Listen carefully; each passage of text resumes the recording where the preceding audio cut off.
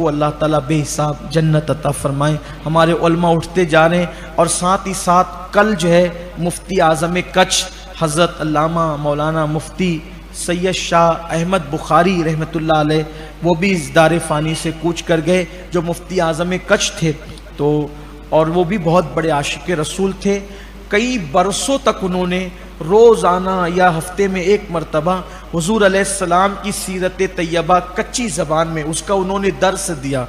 غالباً ہر ہفتہ وہ اس پہ درس دیتے تھے، اور برسوں دیا انہوں نے حضور علیہ السلام کی سیرت کو بیان کیا۔